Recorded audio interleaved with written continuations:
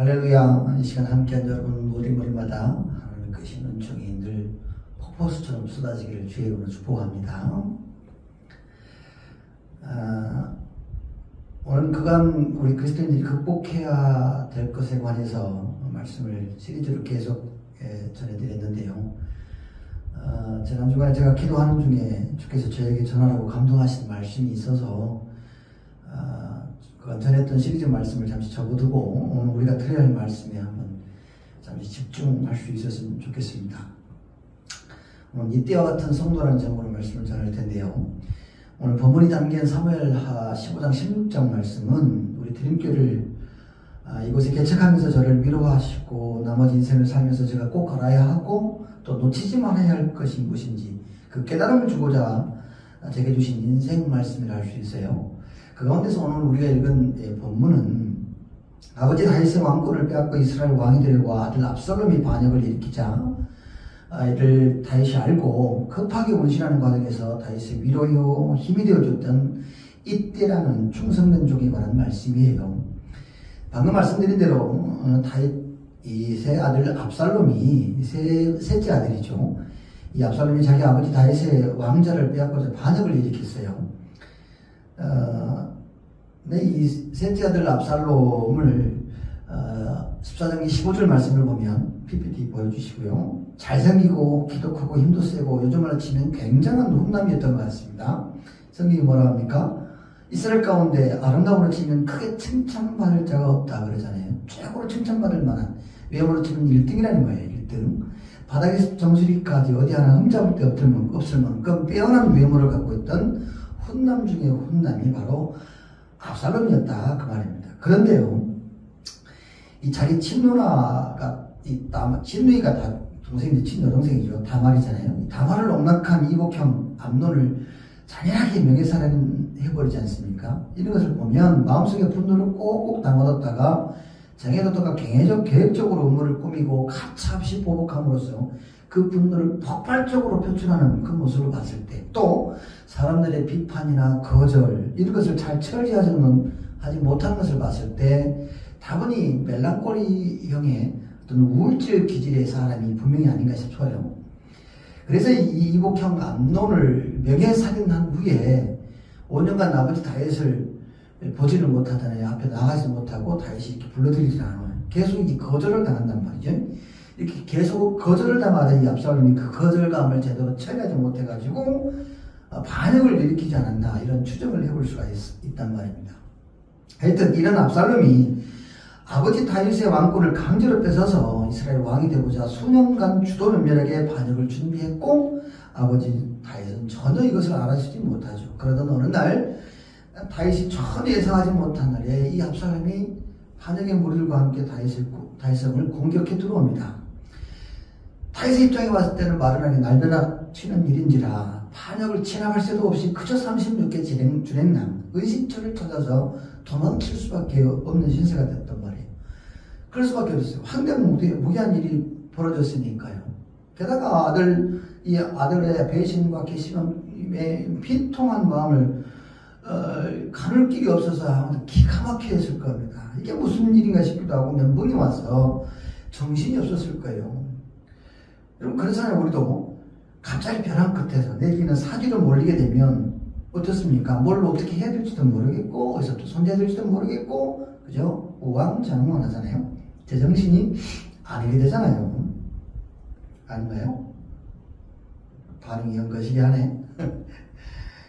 다윗이 다 끝자리 된 거예요. 무기력 무능력 상태가 돼버렸어요.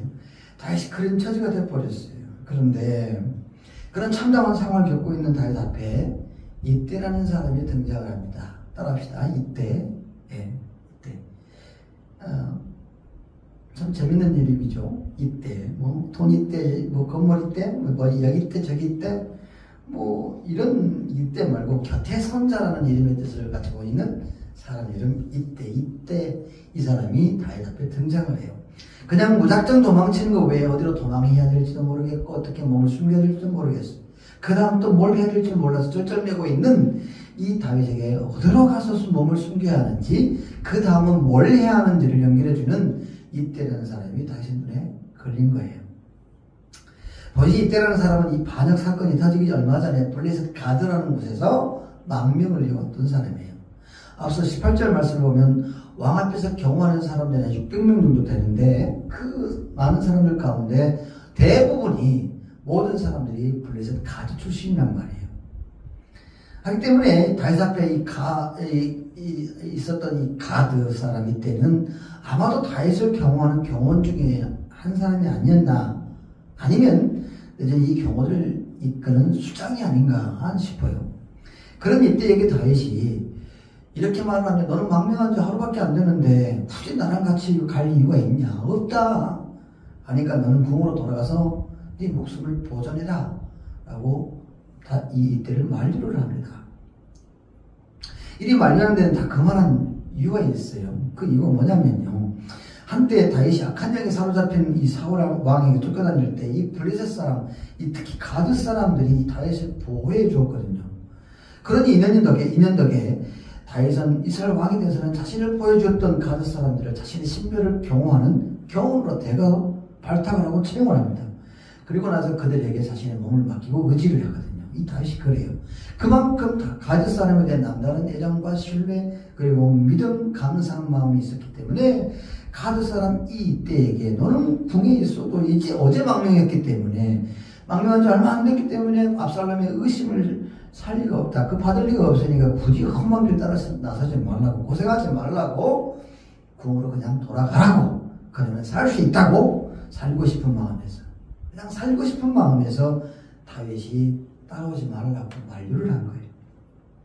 하기 때문에 이때는 굳이 도망치는 다윗의 무리에 낄 필요가 없었어요. 그 오목한 어떤 그 도망자의 여정에 합류하지 않아도 됐습니다.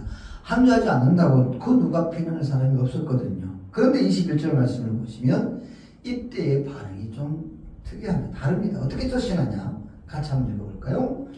여호와의 살아계심과 내 주 왕의 살아계심으로 맹세하옵나니 진실로 내 주 왕께서는 어느 곳에 가시든지 사나 죽으나 그곳에 나도 있겠습니다. 이리 고백을 합니다. 이리 고백을 해요. 이 말은 일신의 아니를 위해서 다윗을 떠나지 않겠다는 고백이에요. 자신의 고백이에요. 신앙 고백이기도 해요. 그리고 충성 맹세했습니다. 사나 죽으나 왕과 함께 하겠답니다. 총각을 다투는 위험천만한 상황인데도 언제 죽을지도 모르는데 이때는 죽어도 괜찮으니까 끝까지 다윗과 함께 하겠대요. 다윗을 위해서 자신의 목숨을 기꺼이 버리겠다는 충성 맹세를 살아계신 하나님 앞에서 해요. 살아계신 하나님 앞에서. 세상에 만상이라. 자신을 죽이겠다고 칼을 들고 그 난리를 치는데 이스라엘 사람도 아닌 블레셋 출신 가드 사람은 자신을 위해서 목숨을 내놓겠다 합니다. 사나 죽으나 함께 하겠대요. 이 얼마나 가슴 뭉클하고 울컥하게 만드는 장면입니까? 전율이 막 느껴지잖아요. 아마도 이때 이런 충성 명세를 들은 다윗은 이때에게 감동받았을 거예요. 감격했을 거예요. 감사했을 거예요. 그래서 뜨거운 눈물이 막 펑펑 흘렸을 거예요. 눈물이 앞을 가렸을 거예요. 너무 고마웠어. 사랑하는 여러분, 사람의 됨됨이나 진가를 언제 제대로 알아볼 수 있나요? 언제 알아볼 수 있죠? 편하고 쉬울 때인가요? 돈 있고 벽 있을 때인가요? 아니잖아요. 불편하고 어려울 때, 곤란하고 힘겨운 고난 상황이 있을 때, 위에 있을 때가 아니라 밑바닥에 있을 때 그 사람의 됨됨이나 진가를 제대로 볼 수 있고 제대로 알아볼 수 있고 정확하게 파악할 수 있지 않습니까? 실제로 제가 우리 대림교회를 개척할 때 보니까 제 주변에 있던 사람들 중에 누가 나를 위해서 진짜로 기도해 줄 사람인지 알겠어. 누구를 다 챙기고 끝까지 감사하며 영혼이 잘돼가지고 범사가 잘되게 해달라고 형통하기를 위해서 힘써 충고해줄 사람인지 옥석이 정확하게 가려지더라고. 이전에 그렇게 호용호지하면서 살뜰히 지냈던 선배 중에 막상 제가 교회 개척을 한다고 하니까 자기한테 뭐라도 아쉬운 소리 할까 싶어가지고 전화 한 통화도 하지 않고요. 전화하면 받지도 않는 그런 선배들도 있더라고. 그런데 이전에 그저 안부나 뜨문 묻고 그냥 그렇게 지낸 선배 목사님이신데 세상이나 제가 개척한다 소리 말하지도 않았는데 어디선가 누군가에 듣고 가슴으로 같이 울어주고 뭐라도 도움돼 주려고 먼저 전화해주고 10만원 20만원 자기 밥값 1년치 분을 전체로 저한테 보내주기도 하고요. 그렇게 기도해 주시는 분은 그런 교회들이 있더라고. 옥석이 싹 가려지던데요. 정확하게 가려지더라고. 개척을 놓고 보니까 알겠어요. 진짜 내 편인 사람은 내 편인 척만 하는 사람들, 날 이용했던 사람들이 누구누구였는지 정확하게 가려지더라고. 알겠더라고. 정말 다른 때 말고 밑바닥에 있을 때만 임하는 이 분별의 특별한 은혜가 우리 드림교회를 개척하면서 내게 강력하게 임하더라고. 그 은혜가 얼마나 감사했는지 왜 감사했는 줄 아세요? 만약 그런 은혜가 내게 임하지 않았다면 아직도 여전히 저는 계속해서 남의 다리나 긁어주며 호성세월 했을 게 뻔하거든요. 정작 소중히 여겨야 될 사람, 예수 십자가 보고 하나님 나라에 집중하지도 못하고 그냥 그렇게 세월을 보냈을 거예요. 그런데 교회 개척을 하면서 어려운 밑바닥에 있을 때 보니까 옥석이 정확하게 가려지는 거예요. 그러니 얼마나 감사해요. 그래서 지금 저와 함께 있는 여러분들과 우리 드림교회를 위해서 물신양면으로 기도해주는 여러 동역자들과 교회들이 얼마나 소중하고 감사한지 모릅니다. 정말 진심으로 감사하고 고맙습니다. 그래서 나는 이렇게 여러분들을 축복하고 싶어요. 어떻게 해요? 당신은 소중한 사람, 당신은 존귀한 사람, 이 세상에 하나뿐인 당신을 주의 이름으로 축복합니다. 주의 이름으로 사랑합니다. 할렐루야. 감사합니다. 진심으로 고맙습니다. 잠깐 곁으로 갔는데 왕의 자리가 아닌 도망자의 자리, 위가 아닌 밑바닥에 있는 다윗에게 이때는 정말 주옥 같은 사람이 아니라 말 수 없습니다. 정말 고마운 사람이죠. 다윗의 입장에서는 정말 감사하고 든든한 사람이었습니다. 그러니 얼마나 기뻤겠어요. 천군만마를 얻은 듯 행복했을 겁니다. 분명 그랬을 거예요. 너무너무 감사하잖아요. 끝까지 살아주거나 함께 하겠다고 합니다.